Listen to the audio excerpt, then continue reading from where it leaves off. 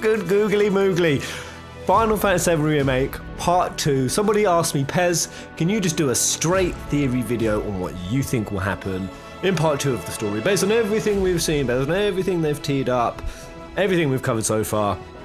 Just give it to me straight. And as I sat and thought about this video, oh my gosh, man, something clicked. And I'm so goddamn hype. We're going to try to articulate this in a calm, collected fashion. By the way, forgive the slightly potato cam. I haven't got my DSLR back yet. But I'm going to be really bold in this video. I'm going to make some speculations, some assertions. I'm just going to go in, make some wild-ass claims about what they're going to do. And I think this would be really goddamn dope. So diving straight into it, there's one thing I really want to establish, because I'm going to be talking about Part 2. The main thing is, of course, where is it going to end? What locations are we going to have? Where's it going to go up to? And quickly on this point, I've said it, I originally, like everyone else, thought this was going to be a trilogy. I thought, they compared it to FF13. It would make nice sense in terms of go to Midgar, then go to Aerith's death, then go to the ending. That seems like a smart structure to me. And of course that means the other two parts will be nowhere near as fleshed out and expanded as Midgar was. But as I've sort of gone through it, I've realised, wow, we would really be skimming through the content at a breakneck pace to go as far as Aerith's scene. They'd have to create so many locations, so many cutscenes, so many important elements that are sacred to FF7 fans, and they've said that going forward, this is going to follow the same story beats, locational beats as the original game, and it kind of became really clear to me for a few reasons.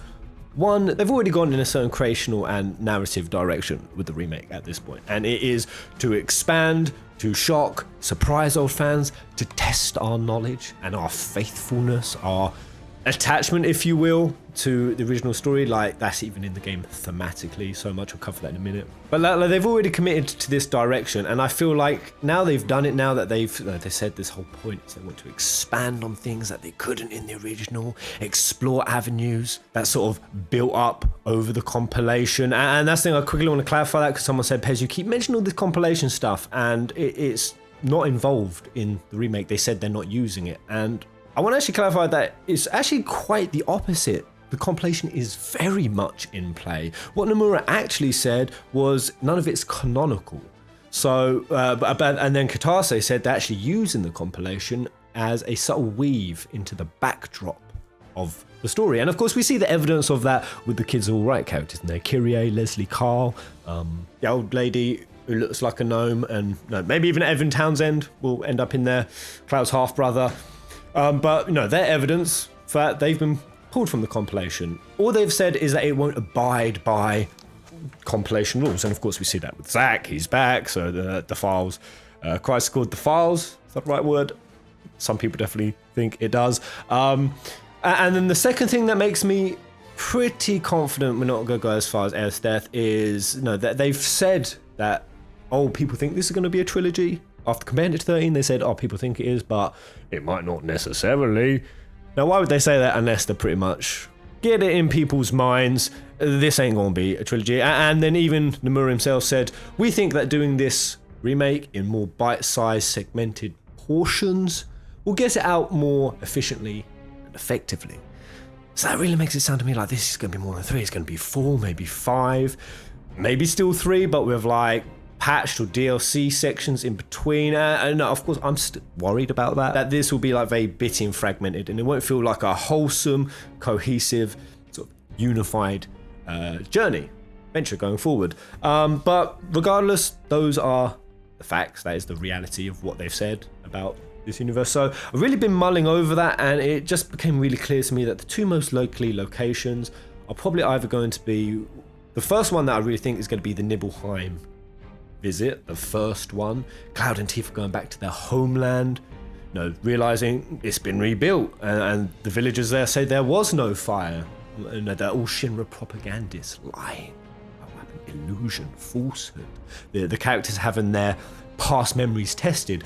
Cloud, I swear, our hometown burnt down. I remember the day. What is this? And that, I think, is very much what I believe is going to be the theme of part 2. I think it's going to be, but because that is what we're going to be encountering next in the story, characters going into their backstory. We go to Cosmo Canyon, so Nanaki has it with Seto, his backstory, the G tribe. Again, we have it with Cloud and Tifa facing theirs. We have it with Vincent. If we get up to Vincent, his atonement. Once you enter the mansion, this is where your nightmare begins. His regrets of Lucretia. He did nothing. He allowed her to go to Hojo, experiment on a child. Barrett, he has to confront his past with Dean and his hometown burning. And if they push to the second location, we could even then have Sid Highwinds. Sid having to face his past, the day that he didn't go into space. But because that would be the second most logical place, I think, the Temple of the Ancients. Where Sephiroth reveals his grand plan to bring down the meteor, and we learn an awful lot about the Cetra in that section, which I'll cover if you stay to the end of the video. It's the super spicy bit. Those make sense to me.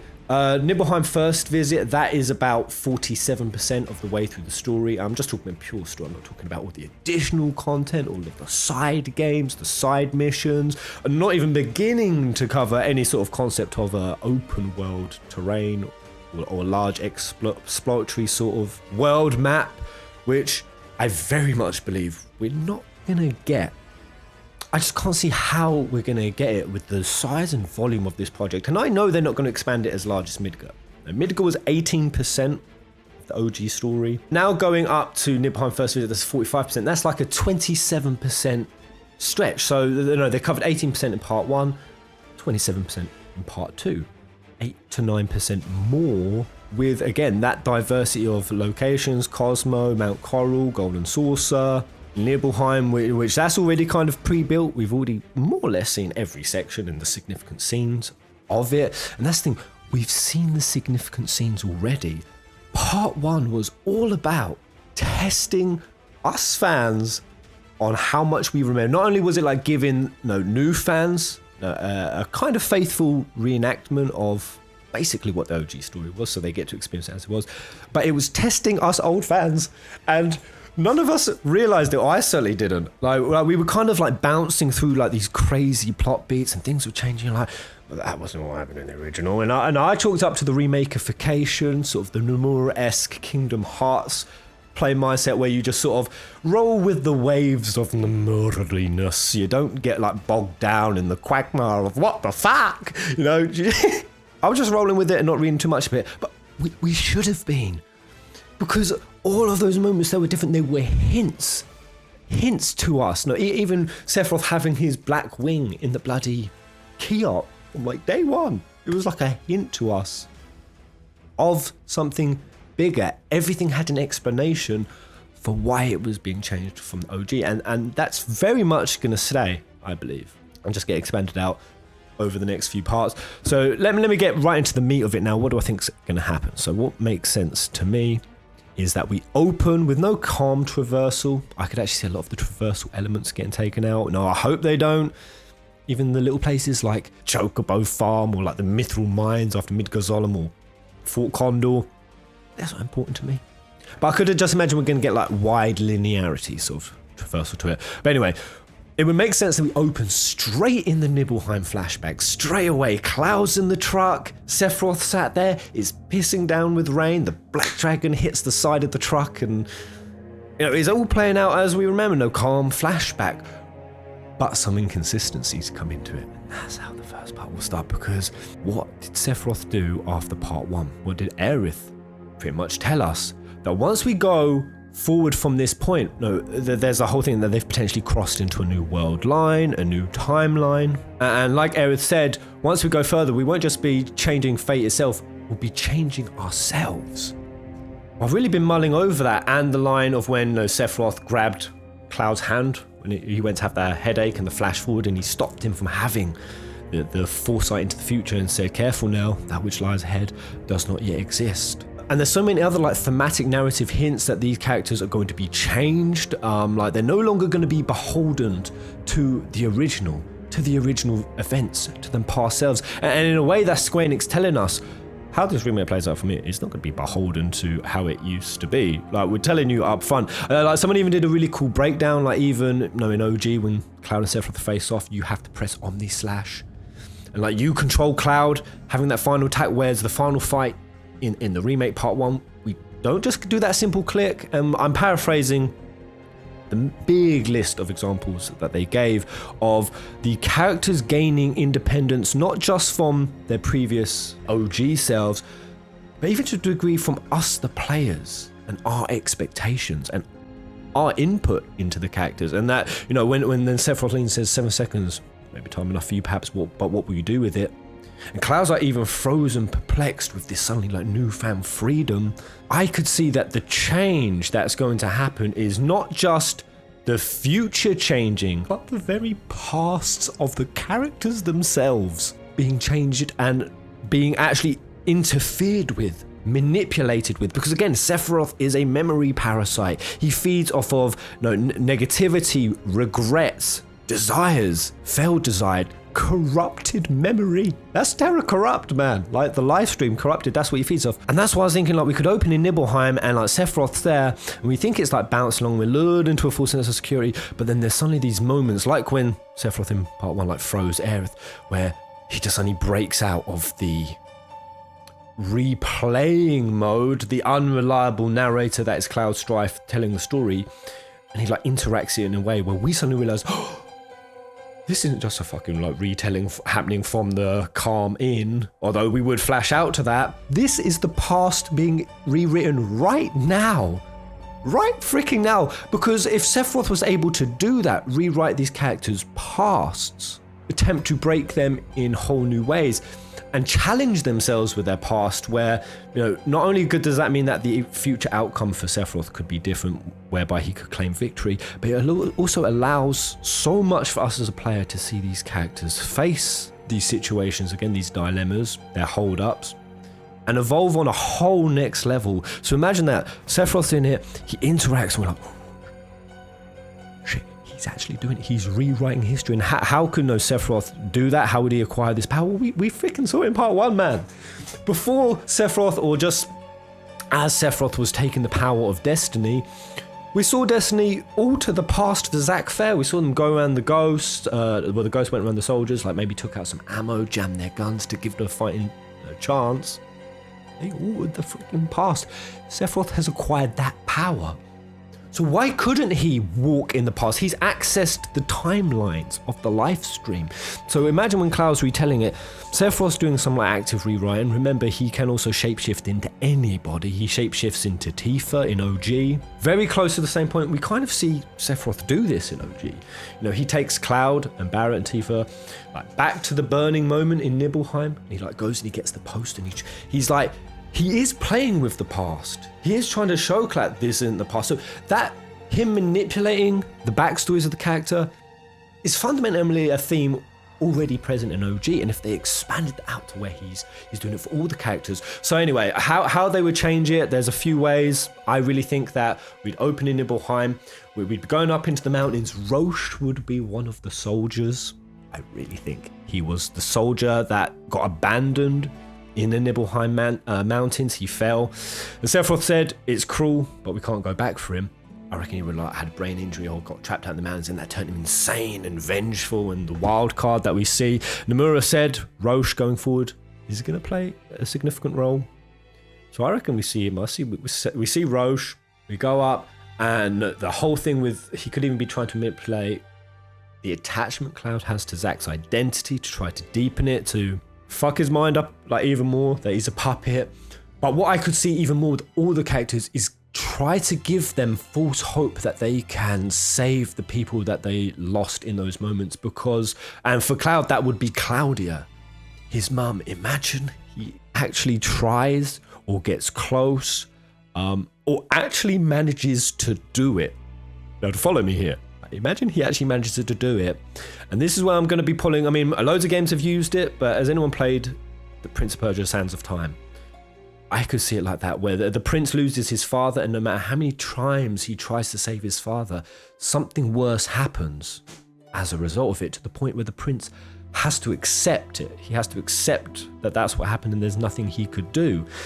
And it makes so much sense when you look at the Hollow theme song of part 1, which I've done a video, I've not released it yet. That's all coming from Cloud's subconscious. Like post AC, like post knowing Aerith died, he's saying things like, if I'd acted differently, if I'd have done this differently, would you still be in my arms? I won't let you go this time. Shine bright once more, I'll never let you go. It's Cloud's, like everything he thought in AC, everything that made emo Cloud, was these hang-ups of, if I'd have done this different. What if Sephiroth now enables him the opportunity to do those things?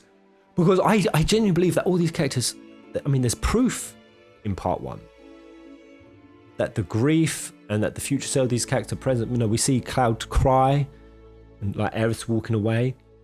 So that Cloud with all that great, those emotions are present in Cloud. And I think that they're just going to get stronger and more clear as this part 1 journey unfolds, and that this intuition is going to lead him to try to do things differently. And he may do it, but to what effect? To what consequence? To like what butterfly effect? And we're starting to see like the consequence of like a Steins Gate thing. And like, what if we're even given like key player choice moments in those past, well, ones that ultimately might lead to nothing, but we see like a different consequence or slightly altered one.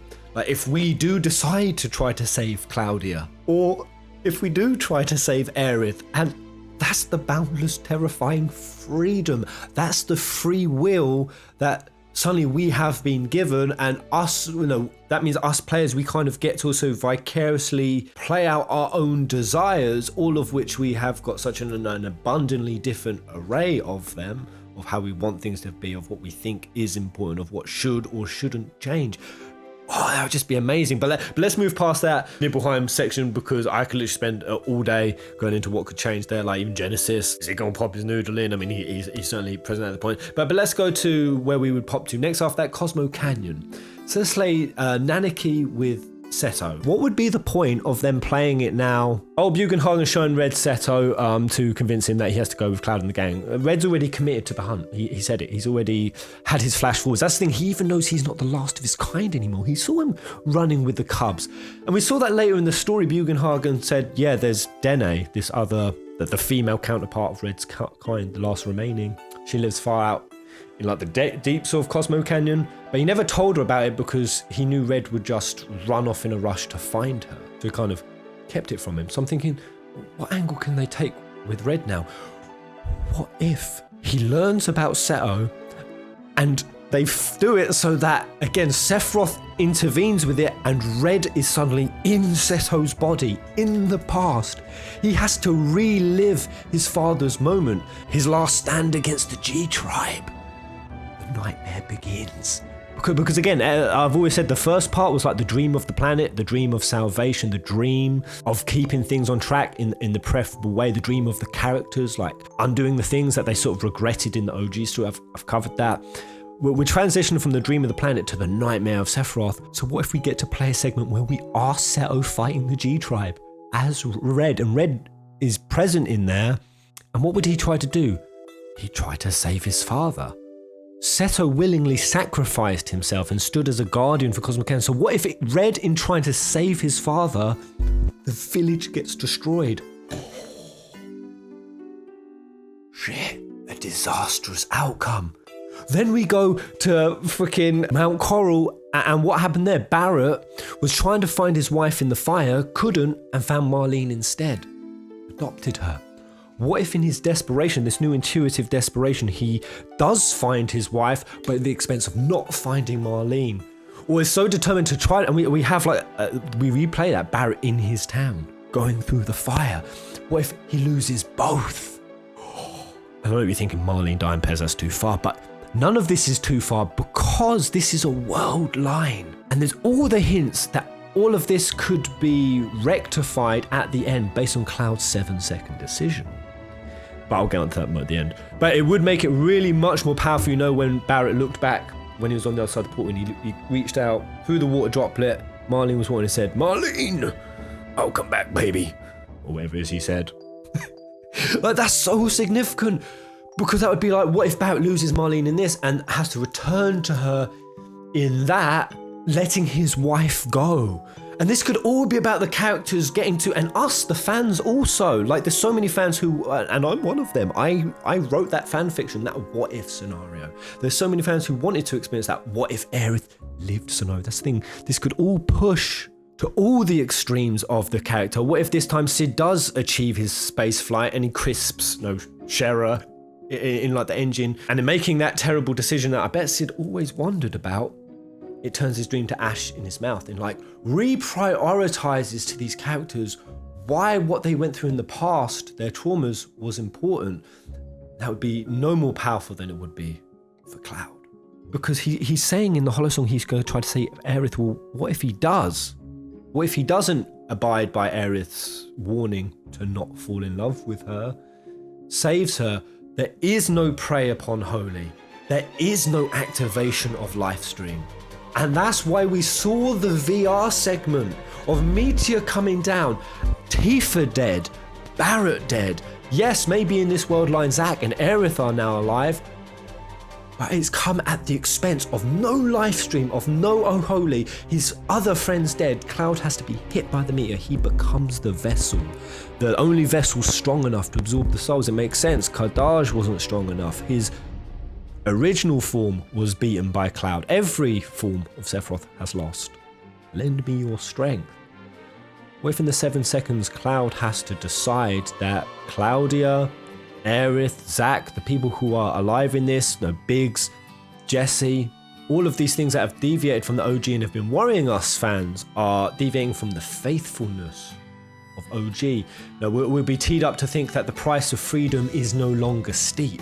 That's the thing, but it has to be. I strongly believe we could play these what-if scenarios, but by the end of the remake, it has to be rectified to how OG played. The continuity has to be restored. I strongly believe. Because otherwise the price of freedom is no longer steep. And we could even then have it with like Zack. We could have like when we get to Gongaga, which is just before the Temple of the Ancients. Again, through the power of Sephiroth. Cloud walks in Zack's shoes, and this is where I really liked Ray Kaufman's video that maybe Zack, after he walked Cloud ill to Midgar, remember Song had sent the Turks out and said go get Zack, or Song had sent Cisne and said I've got 88 letters for him, don't let him die, Cisne.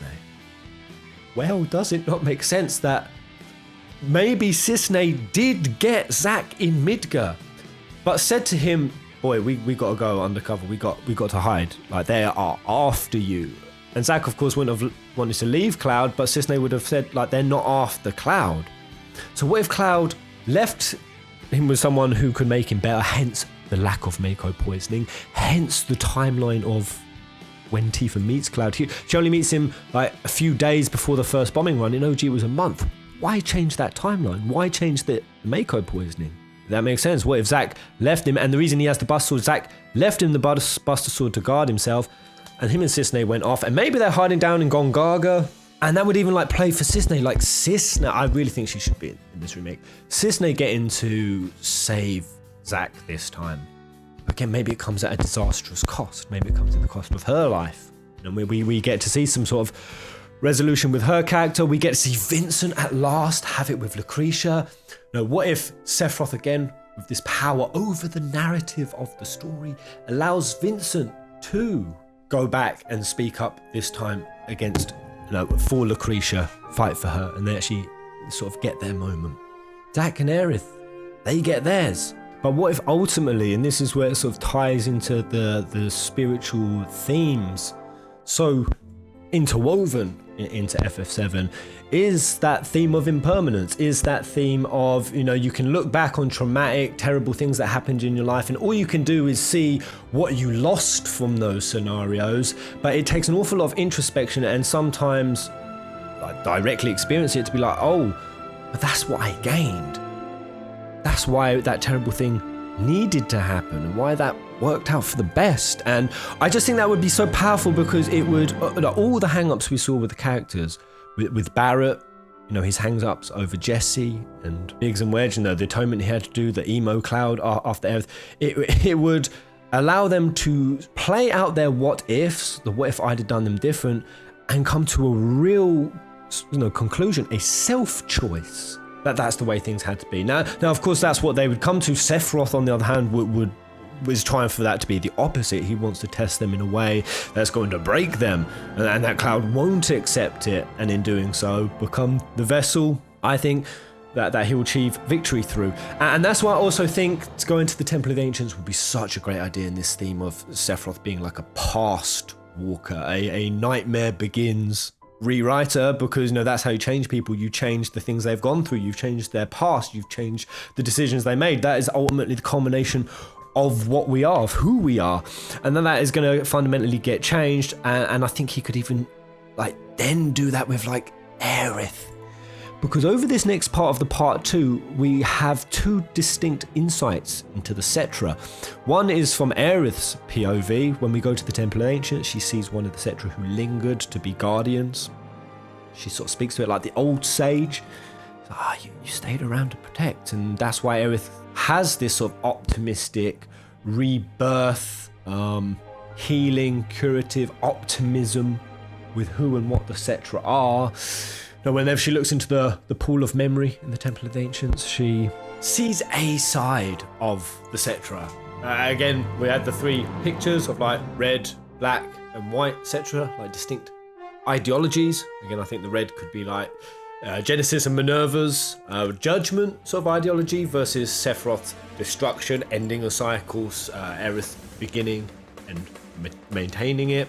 By the way, so if I've been hitting my cable, there's been causing some buzz in your ear holes.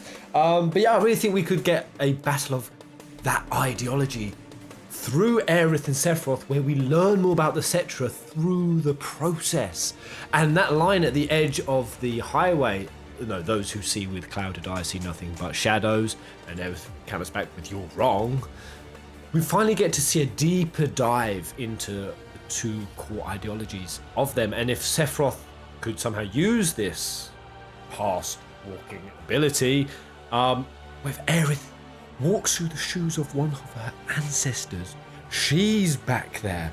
When we go to the Temple of the Ancients, and she may go back to the nomadic Cetra and the crafting of the first white material. We might see the crafting of the proto material that's inside Vincent's chest. Oh my god! And the 2 of them having the scene like this, of this new kind of flavor and variety we've never experienced before, it makes sense because we recently heard in the news that Sephiroth and Aerith's mocap just got done doing a 4-hour shoot together. Now, what foreseeable part 2 moment is going to have something that huge between the 2 of them? Again, especially when I don't think it's going to that moment. We're not going to be going to that moment, I'm pretty convinced. So it could be something like this, and the Temple of Ancients would be a really good setting place for that, to really learn about everything that's been going on behind the scenes. We see so much of Cloud from his POV, but to take it into onto the battle that's been raging in the live stream for ages, the spiritual cosmic philosophy and ideology that separates these 2 characters and their motivations. We could really learn about that, really dive deeper into the nitty-gritties, the ancestral aspects of the Cetra, the ancestral bloodline, and the sins of the father that's passed down. The reason why humans lost the connection is what the past ancestors did. Aerith's ancestors, Ifthana. Maybe Sephiroth taps into that to find the secrets of the material, where the proto-material is.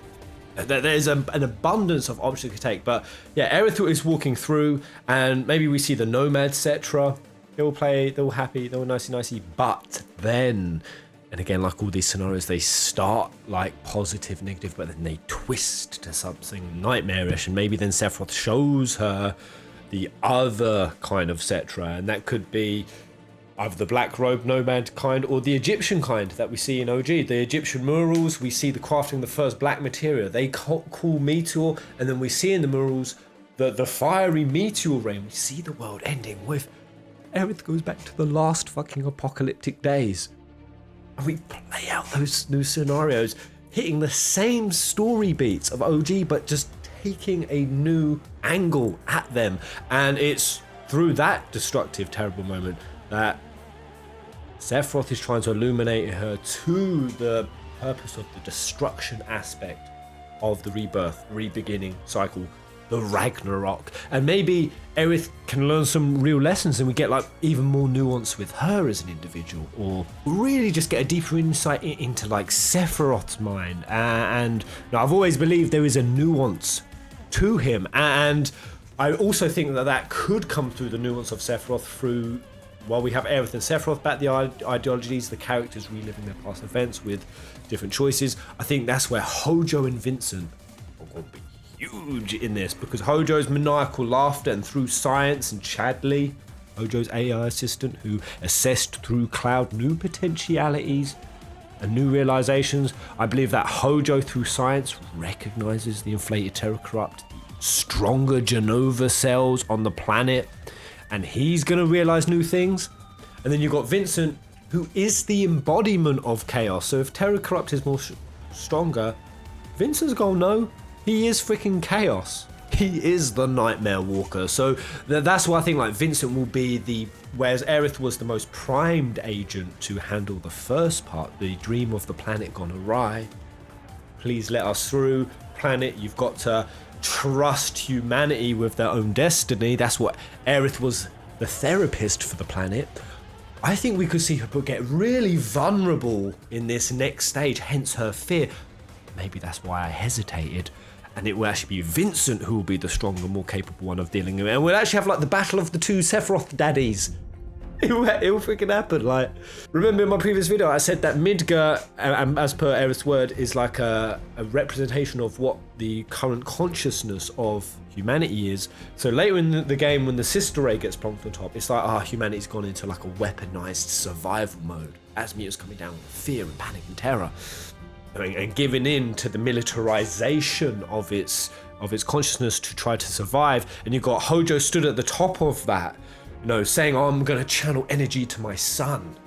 And that comes later in the story. And then Vincent comes and stops him, and that's why Vincent comes in the story, to rectify with what he did in regards to Lucretia by solving it with Sephiroth. So we could have like the battle of the daddies, him through chaos, Hojo through science, and that could really play into it.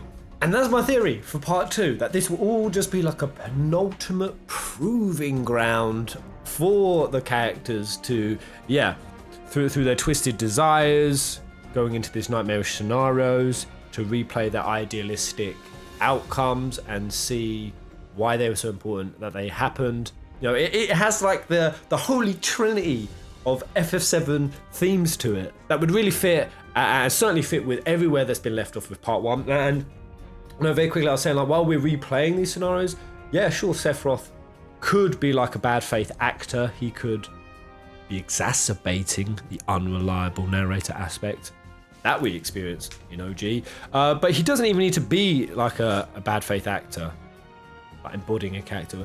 Remember, he has power over the Whispers now, who are all the actual souls of the planet screaming in pain, tormented souls, ones that have, by Maiden who travels through the planet, been described as ones that have gone to Sephiroth's side, versus the allies that Aerith had gained. There's like this real shoring up of souls, and that's why it comes to such a like a critical moment. That Aerith says, oh god, a threat is so bad, I need to go back, and somehow Cloud can help me.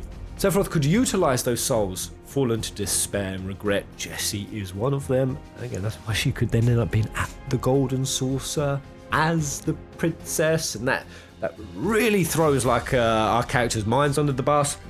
He could literally just bring forth her whisper, re-embody her on the planet, and boom, they would go play into the story. He could play these characters into the story, and that's why it could get so trippy and crazy, and we're like, no, Square, you're doing things that are terrible to the story. Like Zack being dead, it was so important. Biggs being dead was so important, but ultimately there's that perfect way at the end that it all can come to a resolution. Maybe that's where we end up just getting like good, bad versus perfect endings. Like if they really do expand out the multiple choice, like the choices that we have made at those key butterfly effect moments.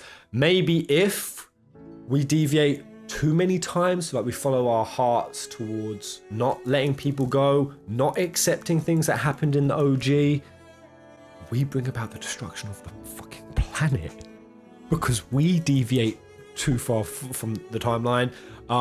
Versus maybe if we do have like a modicum of acceptance with ourselves, that we see the perfect or the good ending. or a way to then make like the perfect ending, which I really like, which is the 500 year in the future, the Soul's coming back onto the planet, you know my God Cloud theory, you know, and then they make me Neo freaking Midgar. So that's my guess for what's going to happen in part 2. Let me know, what do you think? Do you think it's a great idea, but it's not likely to happen? Do you think it's a fucking amazing idea and Nomura's right there, like, write this fucking down, son, write this down? Or do you completely hate it and you think it's too fanfiction-y? I actually, I'm going to say, I think it is exactly that, like, fanfiction-y. I could almost see that kind of being the point, like it being idealistic, and it's through that the knife is twisted and it hurts even more. I'm gonna admit it, man, I love a tragic ending when it first lands, but weeks later my heart gonna take it. I'm like, I need some fan fiction. All the fan fiction in the world won't heal these wounds. I get really attached and I get like that hollow chest feeling, and yeah, I think that really like balances what Square Enix and Final Fantasy have done all throughout its kind of history, especially in its modern games, where 15 being one of them, where we do have like a tragic ending, but then we get a little ray of hope, or say like Type 0 ending, we get like a very, very tragic ending, but then we just see a what if scenarios. No, so they've played with that. They did it throughout the 13 series, and I feel like they could potentially be teeing up to do that in this. But yeah, let me know if you think it's a totally shart idea. All I will say is, if you do, what do you think will happen in part 2? The one answer I won't accept, and I get a few times, is, Pez, I don't think anything's happening. It's just going to play that out of the OG story. Why do you keep thinking it's going to change? It's not going to change. It doesn't need to change. I hate change. It's like, bruh. I can respect that. I can respect you feel that way. You know, sacred to everyone. We all have our FF7 sanctity. But it's already changed, man. We've already gone past that point. The point of no return, the floodgates have been opened. You cannot say to me things ain't going to change going forward. They already significantly have. And I think this would be a really cool way to take it forward. But you guys get it. Thank you so much for watching. Bust up that subscribe. 100 silver play button. That is my dream. That is my idealistic scenario. But maybe when I get there, it'll twist into a nightmare of unforeseen and unforetold consequence. Mayhap my ego will be exacerbated to uncontainable new heights, or I'll simply get there and realise this silver play button ain't really what I thought it was going to be, and I'm just left hollow and dead inside. You know what? Don't subscribe. It may be better this way. Kopo!